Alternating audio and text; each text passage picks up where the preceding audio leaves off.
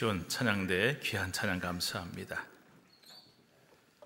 어떤 유치원에서 선생님이 아이들에게 물었습니다. 여러분, 아빠는 어떤 분이세요? 그러자 한 아이가 아주 자신 있다는 듯이 대답을 했습니다. 우리 아빠는요, 큰 회사 사장님이세요. 이에 질세라 또 한 아이가 말합니다. 우리 아빠는 큰 병원 의사 선생님이에요. 또 한 아이가 대답합니다. 우리 아빠는 대학 교수님이세요. 그런데 유독 한 아이만 아무 말도 안 하고 심각한 표정을 짓고 있습니다. 선생님이 물었습니다. 너희 아빠 뭐 하시는 분이시니? 아기가 한참 주저하더니 이렇게 대답했습니다. 우리 아빠는요, 사람은 착해요. 웃으시라고 한 얘기인데 안 웃는 분이 계시니까 아주 당황스럽습니다. 근데 사실 이게 생각해 보면 웃을 얘기가 아니죠. 좀 서글픈 얘기 아닙니까?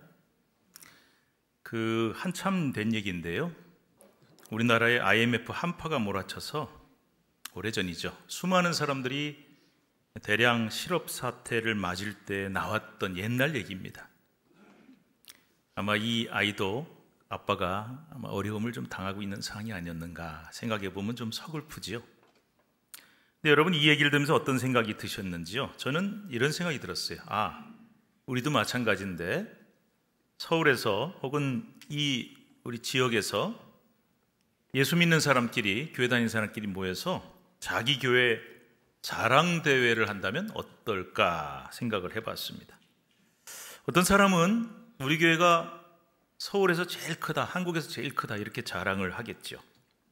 또 어떤 사람은 우리 교회 이번에 아주 근사하게 교회 건물 새로 지었다 이렇게 자랑할 것입니다.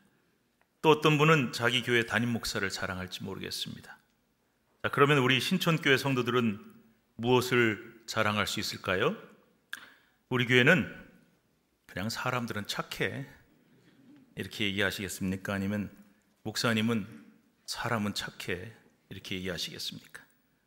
아니면 뭔가 우리가 남들 앞에서 좀 자신 있게 자랑할 만한 게 혹시 있을까요? 좀 궁금한 마음이 듭니다. 이 말은 우리 교회 성도들이 우리 교회에 대해서 어떤 자부심을 가지고 있는가 하는 얘기입니다. 오늘 본문은 사도행전 2장 말씀이에요. 지난번 설교, 우리 지난주가 다준대였으니까 그 지난주죠.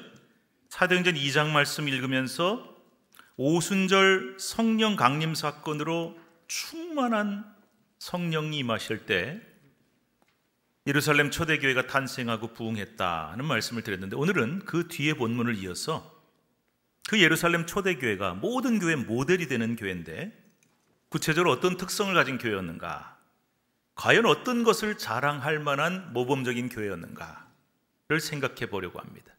6가지 말씀을 드릴 텐데 제가 하나 부탁하는 게 있어요. 6가지를 듣다가 우리 교회도 그런 장점이 있는데 라고 생각이 되시면 공감을 하면서 앞으로 그 좋은 장점을 잘 발전시켜 나가야겠다. 또 우리 교회는 이런 부분이 조금 부족한 것 같아, 우리 초대교회하고 비교해 보니까, 그런 생각이 드신다면 이게 문제야가 아니라 앞으로 이 부분을 잘 해 나가야겠구나 하는 그런 공감의 마음으로 우리 하나님의 말씀을 같이 들었으면 좋겠습니다. 자, 초대교회 특징이 무엇이었을까요? 첫째로 우리 한번 같이 읽어보겠습니다. 시작. 말씀을 열심히 가르치고 배우는 교회였다. 42절에 그들이 사도의 가르침을 받아 라는 말씀이 나와요. 초대교회는 사도들이, 오늘날로 치면 목회자들입니다. 하나님의 말씀을 열심히 가르치고 전했고 성도들은 그 하나님의 말씀을 열심히 듣고 배웠다는 겁니다. 지금까지 제가 여러 번 강조했지만 다시 한번 강조할 수밖에 없습니다.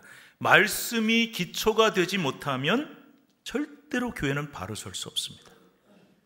목회자는 초대교회 사도들처럼 열심히 설교해야 됩니다. 제가 늘 저 자신뿐만 아니라 우리 목회자들한테 하는 말이 있어요. 정말 설교 잘 준비해서 열심히 전해야 된다. 설교 중요하다. 열심히 설교하고 또 말씀을 열심히 가르쳐야 된다. 제가 포항에서 목회할 때 주례가 많았어요. 그런데 주로 결혼식 토요일 날 하지 않습니까? 이제 토요일 날 주례를 하게 되는데, 문제는 이제 먼 곳에서 결혼식을 할 때가 있었다는 거예요. 그래서 경상북도를 넘어서 심지어 서울, 강원도 이런 데서 주례를 하게 됩니다. 멀리 갔다가 돌아올 때면은 토요일 날 이렇게 늦은 밤이 되는 거예요. 어떨 때는 11시쯤에 들어왔던 기억도 납니다. 그 다음날 주일이 굉장히 무겁고 힘든 거예요. 고민을 했습니다. 그러다가 몇 년이 지나고 나서 우리 성도들 앞에서 제가 이렇게 말했어요. 토요일에는 포항을 벗어난 결혼 주례를 제가 이제 앞으로 못합니다. 그렇게 광고를 했어요. 그랬더니 굉장히 섭섭해하는 분들이 많으시더라고요. 이 집안에 그렇게 중요한 일인데 왜 목사님이 안 한다 그러지? 제가 그래서 이유를 좀 설명을 했어요. 제가 주일 하루 전인 토요일은 좀 온전히 말씀 준비에 전념하기 위해서 그렇게 하려고 합니다 라고 설명했더니 성도님들이 이해를 해 주시더라고요. 사실 저도 그런 결정을 하기까지 참 쉽지가 않았습니다. 결혼식이란 게 그 가정이 얼마나 중요한 일이에요. 그런데 제가 토요일에는 다른 곳에 가서 주례를 안 한다고 하니까 사람들이 얼마나 섭섭해할까 하는 마음이 들어서 굉장히 주저가 되었어요. 하지만 목사가 결혼 주례도 중요하죠. 장례도 중요하죠.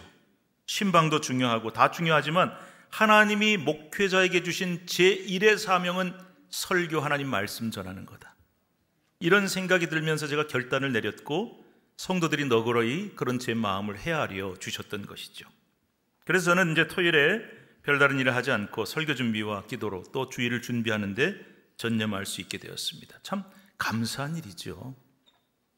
이렇게 목회자들뿐만 아니라 모든 성도가 하나님의 말씀이 제일 중요하다. 여기에 함께 공감을 하면서 목회자가 열심히 설교하고 가르치고 또 성도들은 그 말씀을 열심히 듣고 배울 때에 그 교회는 초대교회처럼 말씀의 역사가 일어나는 교회가 됩니다. 우리 교회도 초대교회처럼 말씀이 살아있는 교회가 되어야 할 줄로 믿습니다. 그러므로 올 한 해 전 성도가 성경 일독을 좀 하세요. 벌써 3월 다 가는데 연초했어야지. 괜찮습니다. 늦지 않았습니다. 오늘부터라도 성경 펴놓고 읽으면서 내가 올해 꼭 성경을 한번 읽으리라, 그런 마음을 온 성도가 좀 가지면 좋겠습니다. 그리고 저도 세상에 어떤 다른 목사들보다 더 열심히 말씀 준비하고 또 설교 열심히 하겠습니다. 그래야 교회가 말씀으로 부흥할 수 있게 되는 것입니다. 두 번째 초대교회 특징이 있습니다. 같이 읽읍시다. 기도하는 교회였다. 42절 뒷부분에 보면은 오로지 기도하기를 힘쓰냐. 이 오로지란 말이 너무나 중요해요. 그 교회가 어디에 힘쓰는 교회냐가 참 중요하죠. 어떤 교회는 친교에 아주 힘을 씁니다. 사람들이 열심히 모여서 야유회도 가고 회식도 하고 친교도 합니다. 어떤 교회는 사회봉사에 굉장히 힘을 씁니다. 그래서 지역에서 노인대학을 운영하고 노숙자들에게 식사도 대접하고 가난한 사람 지역을 잘 돕습니다. 어떤 교회는 전도에 굉장히 힘을 씁니다. 그 교회 성도들은 가는 곳마다 만나는 사람마다 복음을 열심히 전합니다. 그런데 초대교회는 그 모든 것보다 기도하기에 가장 힘썼다. 아니, 기도하기에 힘쓰는 정도가 아니라 오로지 기도하는 데 힘썼다. 앞서 말씀드린 대로 친교 중요합니다. 교회에 친목이 있어야 됩니다. 사회봉사도 중요하고 전도도 중요합니다. 그러나 이 모든 일이 기도 없이 이루어지면 아무 소용이 없습니다. 기도 없는 친교와 교제는 세상 사람들의 개 모임이나 친목회와 하나도 다를 바가 없습니다. 기도가 없는 사회봉사는 자기 의의를 드러내는 행위에 불과합니다. 그리고 기도 없는 전도는 그저 말로만 하는 전도, 공허한 말장난이 될 뿐 결코 생명 구원의 역사는 일어나지 않습니다. 그러므로 다른 무엇보다 앞서 교회는 기도하는 공동체가 되어야 합니다. 기도에 전심전력하고 오로지 기도하기에 힘쓰는 교회가 되어야 그 교회에 하나님의 역사가 일어납니다. 우리 교회도 초대교회처럼 오로지 기도하기에 힘쓰는 교회가 되어야 할 줄로 믿습니다. 성도들이 모였다 하면 수다 떨고 남 얘기하고 그러는 게 아니라 모였다 하면 하나님 앞에 다 무릎을 꿇고 기도하는 교회가 되어야 합니다. 야유회나 회식 시간이 아니라 새벽 기도 시간이 차고 넘치는 교회가 되어야 합니다. 목회자가 뜨겁게 기도하고 장로님들과 중직자들이 앞장서서 기도할 때 우리가 그 기도를 듣는 성도들의 마음이 뜨거워질 수 있어야 돼요. 우리가 예배 때, 이런 집회 때 기도를 할 때 누구누구가 대표 기도하시겠습니다 라는 말 쓰는데 그 틀린 말입니다. 기도는 대표가 없어요. 기도 인도합니다가 맞습니다. 함께 기도하는데 앞에서 인도하는 거예요. 근데 기도를 가만히 들어보니까 아이고 뭐 이렇게 아름다운 말, 멋있는 말, 미사여구를 동원해서 기도는 하는데 내가 하나도 마음이 감격이 안 된다. 그러면 안 되잖아요. 내가 정말 저 기도 인도할 때 내 마음이 뜨거워지고 공감이 되고 아멘이 나온다.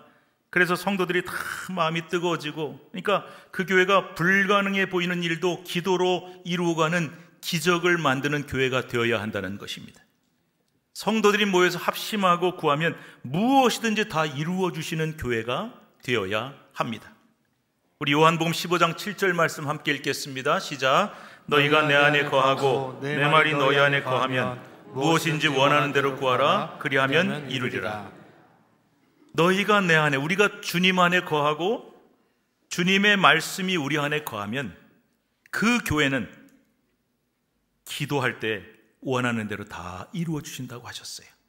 그래서 우리 교회가 기도하면 교회 안에 있는 병자들이 치유되고, 또 기도하면 실패하여 넘어진 자가 다시 일어서고, 기도하면 교회가 꿈꾸는 모든 계획을 하나님께서 성취해 주시는 기도 공동체가 되어야 합니다. 그래야 부흥의 역사가 일어날 수 있습니다. 이제 세 번째 초대교회 특징이 무엇인지 함께 살펴봅시다. 읽을까요? 모이기에 힘쓰는 교회였다. 46절에 보면 날마다 마음을 같이하여 성전에 모이기를 힘쓰고 라는 말씀이 나와요. 날마다. 그러니까 교회가 잘 되려면 무엇보다 날마다 모이기에 힘쓰는 교회가 되어야 하는 것이죠. 제가 목회하면서 보니까 원리가 있어요. 성도들은 성전에 머무는 시간이 길수록 은혜를 더 받게 돼 있어요. 그러니까 한 주 건너 두 주 건너 띄엄띄엄 교회 나오는 사람보다 매주 주일 성수하는 사람이 더 은혜를 받을 수밖에 없습니다. 그리고 주일 낮에만 나오는 사람보다는 주일 오후에 나오고 또 수요일도 새벽도 교회 와서 자꾸 교회에 머무는 시간이 많은 사람일수록 은혜를 더 받더라는 겁니다. 이게 틀림없어요. 근데 반대로 교회에 이 모이는 일을 잘 못하고 교회에 머무는 것을 힘들어하거나 아까워하는 사람은 은혜를 받기가 너무 힘듭니다. 세상 친구 만날 때는 제일 앞장서서 나가는데 교회 가자 그러면 뒷걸음질 치거나 걸음이 무거워지는 분들이 계십니다. 표현이 좀 심할지 몰라도 마치 끌려가듯 억지로 교회 가는 사람이 어떻게 교회에 와서 은혜를 받을 수가 있겠습니까?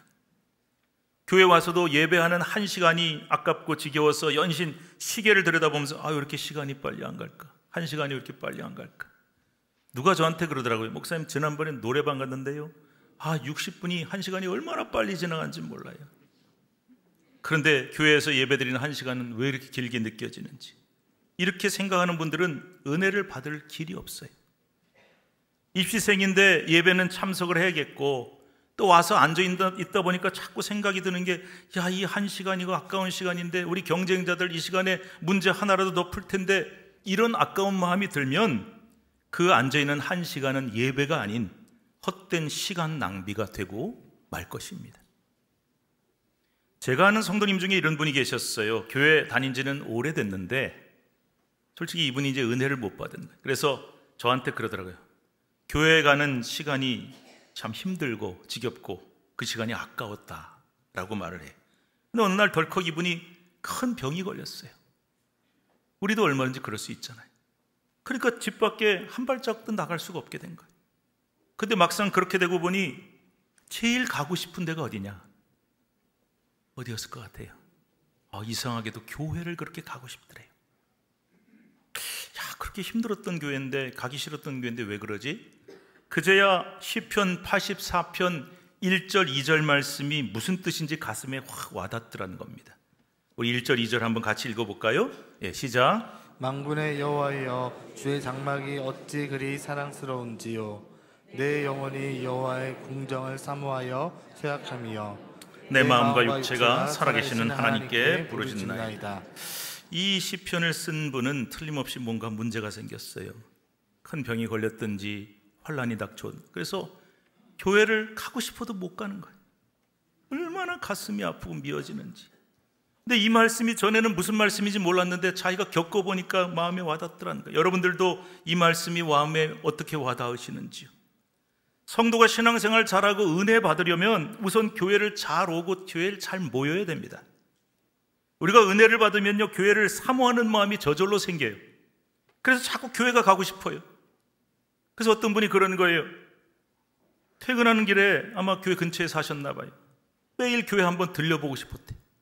가서 기도하고, 또 그럴 만한 상황이 안 되면 교회 가서 담벼락이라도 이렇게 한번 만져보고 집에 가고, 또 그것도 안 되면은 먼 발치에서 교회당 종탑이라도 십자가라도 한번 보고 집에 가야 마음이 편해지더라는 거예요. 그때가 바로 은혜 받은 때예요.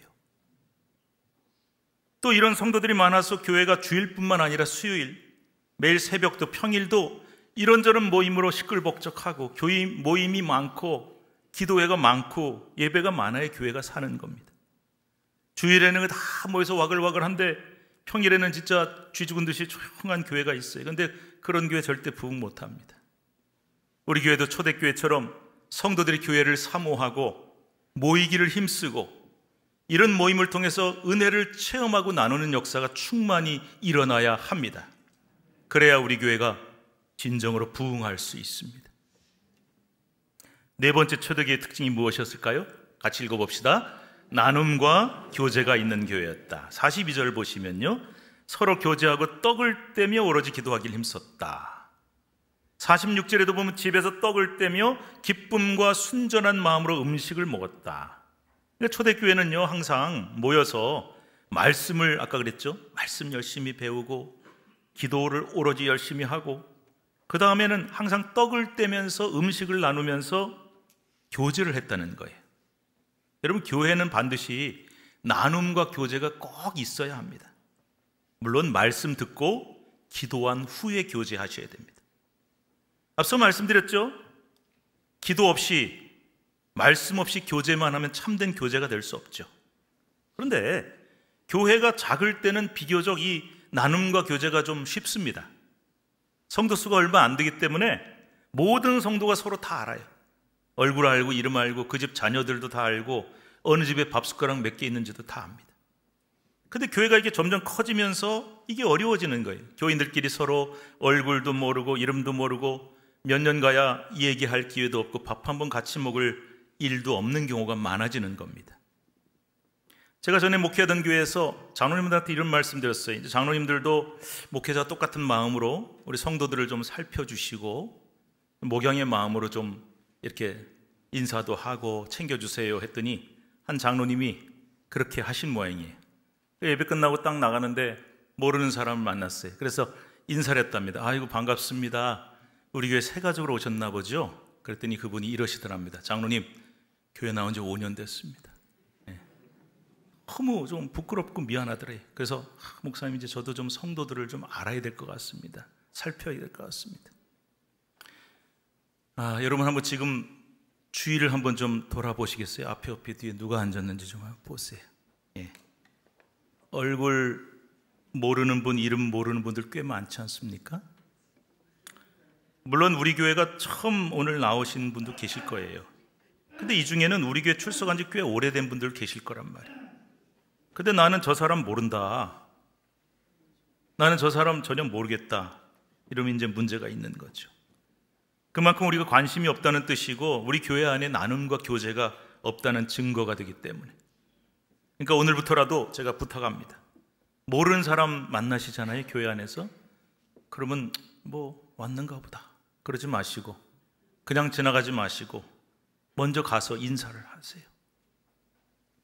바쁜데 뭐 굳이 그렇게 하지 마시고 먼저 가서 꼭 인사하시고 저는 누굽니다 하고 자기를 소개하세요. 그리고 가능한 한 좀 대화도 나누시고 할 수 있다면 초대해서 식사도 같이 하세요. 왜?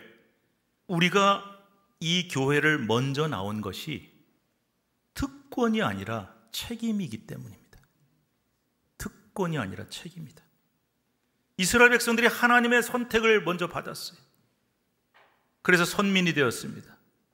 그런데 그 선민을 세우신 이유는, 그들을 택하신 이유는 이스라엘 백성을 먼저 택하여 이방인들을 구원하기 위함이었어요. 근데 그 책임은 망각하고 선민으로서 특권의식만 가지고 살다 보니, 우리만 구원받았어, 우리만 하나님의 백성이야 하다 보니 하나님께 버림을 받습니다. 오늘 우리도 신천교회 여러분이 하루라도 먼저 출석한 것은 특권이 아니요 책임임을 깨달아야 합니다. 그리고 아까 제가 그랬죠. 내가 먼저 찾아가세요. 기다렸다 만나지 마시고 우연히 만난 사람 말고 찾아가시고 마음을 먼저 열고 내가 먼저 다가가고 내가 먼저 나눠야 됩니다. 여러분도 우리 교회 처음 나온 날 있었잖아요. 그죠? 얼마나 서먹서먹하고 쑥스럽습니까? 이 교회 처음 가는데 두려운 마음도 있고, 그럴 때 누군가 친절하게 와서 좀 아는 척도 해주고 안내도 좀 해주고 함께 좀 얘기도 나눠주고 식사도 같이 해주는 그런 사람이 있으면 얼마나 좋겠습니까? 제가요 좀 늦깎이로 교회를 다녔다는 얘기를 했는데 사실은 좀 일찍 교회를 다닐 수 있는 기회가 있었어요. 초등학교 1학년 때, 국민학교 때죠. 처음 교회를 갔어요.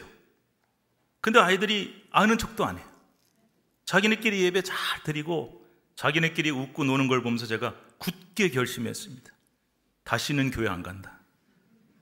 이 교회 절대로 안 나온다. 그렇게 다짐을 했던 사람. 근데 그 다짐이 깨졌어요. 그래서 교회를 나가게 됐고 목사도 됐네요. 여러분, 교회 안에 나눔과 교제가 없으면 이런 일이 반드시 벌어집니다. 우리 교회는 참된 교제와 나눔이 있어야 부흥하는 교회가 될 수 있습니다. 5번째입니다. 초대교회 특징이 무엇일까요? 함께 읽읍시다. 지역에서 인정받는 교회였다. 47절에 보시면 또 온 백성에게 칭송을 받았다는 말씀이 나와요.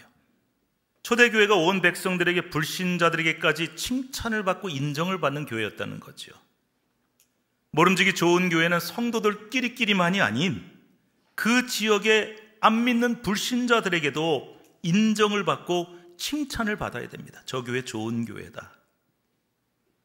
어떤 사람이 이사를 와서 지나가는 사람에게 물었습니다. 제가 이 교회, 이 동네 처음 와서 잘 모르겠는데 어디 교회 갈 만한 데 없습니까? 그랬더니 그 사람이 이렇게 말해요. 저는 교회 안 다닙니다. 아, 그러세요? 그런데 교회는 안 다니지만 저 교회 참 좋은 교회입니다. 신천교회 좋은 교회입니다. 거기 가세요. 안 믿는 분들이 교회에 전혀 관심이 없을 것 같잖아요. 그렇지 않아요. 그분들도 교회 분위기 잘 압니다. 특히 그 동네 사람들은 잘 알아요. 매일 다투고 문제만 있는 교회라면 금세 소문이 나서 다른 교회는 몰라도 저 교회는 가지 마라. 절대 가지 마라. 그렇게 된다는 거죠. 그래서 지역사회를 잘 섬기고 좋은 소문이 나는 게 정말 중요합니다. 그래야 전도의 문이 열리는 거예요. 우리 교회가 신문에 나고 방송에 날 정도로 요란한 일을 하지는 않지만 해마다 어려운 분들 지역을 위해서 작은 섬김과 나눔을 꾸준히 해가고 있습니다. 왜 하는 걸까요? 그것이 작은 일처럼 보일지 몰라도 이렇게 교회가 지역을 잘 섬기고 또 지역에 기여할 때 좋은 소문이 나고요, 칭찬과 인정을 받고 이 전도의 문이 활짝 열리게 되는 것이죠.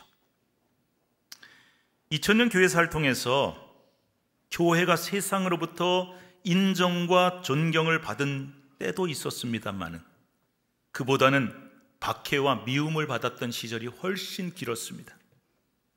그런데 그 극심한 박해 시대에 기독교인들이 세상 사람들로부터 얻었던 별명이 하나 있습니다.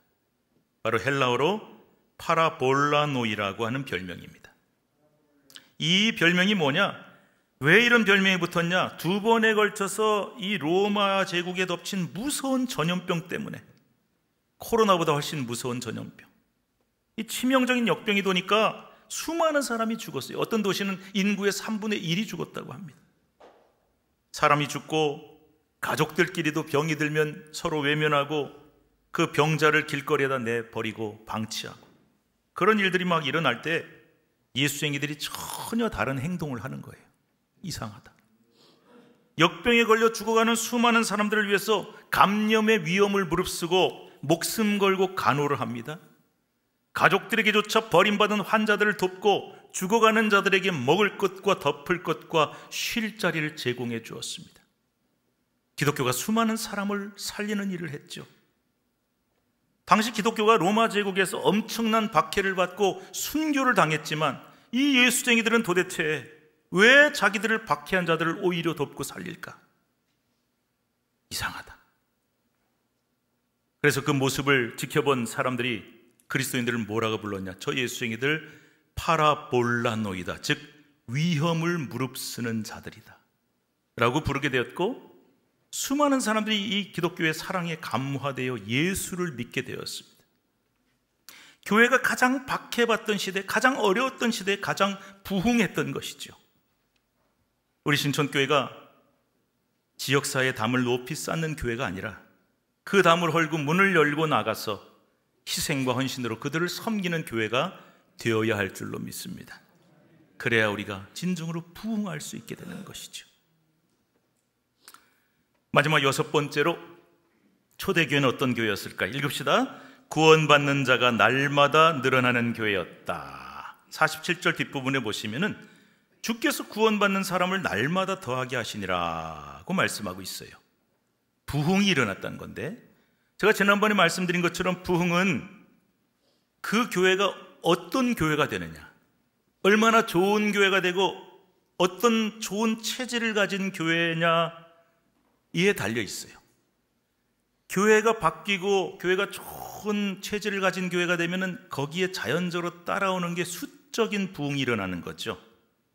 의도적으로 막 교인 숫자 늘어나야 돼, 교회가 커져야 돼 하고 해서 부흥이 이루어지는 것이 아니라, 앞에 제가 조건들 말씀드렸죠. 뭐였습니까? 말씀에 힘쓰는 교회, 기도에 오로지 힘쓰는 교회, 모이기에 힘쓰는 교회, 나눔과 진정한 교제가 있었습니다. 지역사회에서 인정과 사랑을 받고 칭찬을 받으니까 누가 오라고 하지 않아도 사람들이 스스로 찾아오고, 그리고 모여들고, 그래서 수적인 부흥을 이루게 되었다는 것입니다.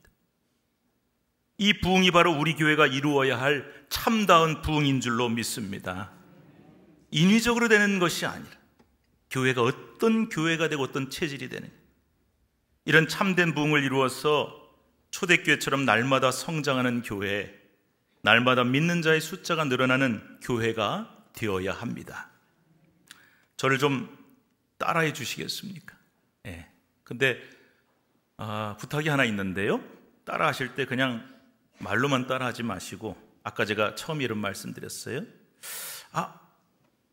이게 이제 지금까지 말씀드린 걸 요약하는 건데, 이 부분은 초대교회처럼 우리 교회도 잘 되고 있어 하면 더 그거를 발전시키고 어떻게 하면 잘 이 장점을 최대화시킬 수 있을까, 이런 마음으로.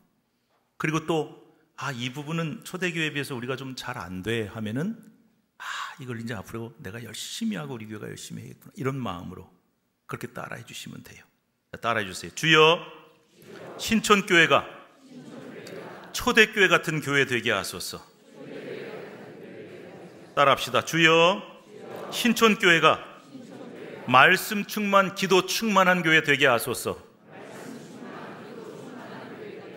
주여, 신천교회가 모이기를 힘쓰는 교회 되게 하소서. 주여, 신천교회가 나눔과 교제가 있는 교회 되게 하소서. 주여, 신천교회가 불신자들에게도 인정받는 교회 되게 하소서. 감사합니다. 마지막으로 다 한번 따라하세요. 주여, 우리 교회가 날마다 성장하는 교회 되게 하소서. 아멘입니까? 아멘. 하나님께서 우리의 이런 소원을 들어주셔서 분명히 이런 교회가 되게 하여 주실 줄로 믿습니다. 제가 부목사 때 섬기는 교회에서 안타깝지만 분쟁이 일어났어요. 참 그때 기억이, 어려웠던 기억보다 더 분명하게 나는 기억이 하나 있는데, 너무나 결정적인 일이었는데, 어떤 한 집사님이 저에게 오셔서 고민을 털어놓습니다. 목사님, 참 힘듭니다. 교회가 어려워지면 다 힘들죠, 성도들이. 그런데 이분이 뭐라 그러냐면, 제가 제일 힘든 거는 전도를 못하는 겁니다. 제가 전도를 너무 좋아하고 제일 기뻐하는데, 전도해서 우리 교회 데려오면 교회가 맨날 싸우는데 어떻게 우리 교회 나오라고 전도를 하겠어요? 전도 너무 하고 싶은데 괴롭습니다. 여러분, 어디 가서 자기 교회를 자랑할 수 있다는 것은 정말 큰 복입니다. 우리가 그걸 알아야 돼요. 세상에 그렇지 못한 일들이 많아요. 교회 다니신다는데 혹시 어느 교회 다니세요? 그런데 주저하고 말을 못해요. 사연이 있지 않겠어요? 그런데 당당하게 자랑스럽게 나 신촌교회 다닙니다. 우리 교회 참 좋은 교회입니다. 이렇게 다른 사람들한테 당당하게 말하면서 우리 교회 한번 꼭 와보세요라고 권할 수 있다면 그건 정말 행복한 성도입니다. 우리 교회가 이런 행복한 교회가 될 수 있기를 바랍니다. 여러분들이 정말 행복한 성도가 되시기를 축복합니다. 아니, 꼭 그렇게 되어야만 합니다. 하나님께서 우리 성도들이 우리 교회에 대한 긍지와 자부심이 넘쳐서 누구에게나 자신 있게 와보라고 말할 수 있는 그런 교회가 되게 하여 주실 줄로 믿습니다. 기도하겠습니다. 하나님 아버지, 감사합니다. 말씀을 마음에 새기며 돌아갑니다. 세상에 수많은 교회가 있는데 우리에게 주신 진정한 부흥은 겉으로 보여지는 숫자와 크기의 부흥이 아닌 그 교회가 정말 초대교회 같은 모든 것을 잘 갖추고 있는 건강한 교회이며 하나님의 은혜가 충만한 교회인가? 우리 교회를 그런 교회에 만들어 이 어렵고 힘들다고 모두가 어렵다 하는 이 시대에 진정한 부흥을 이루어갈 수 있는, 그리고 우리 교회를 자신 있게 선전하고 자신 있게 전도하고 그리고 긍지를 가지고 우리 교회를 더욱 좋은 교회에 만들어가길 원하는 우리 모든 성도들 위해 함께하여 주옵소서. 예수님의 이름으로 축복하고 기도하옵나이다. 아멘.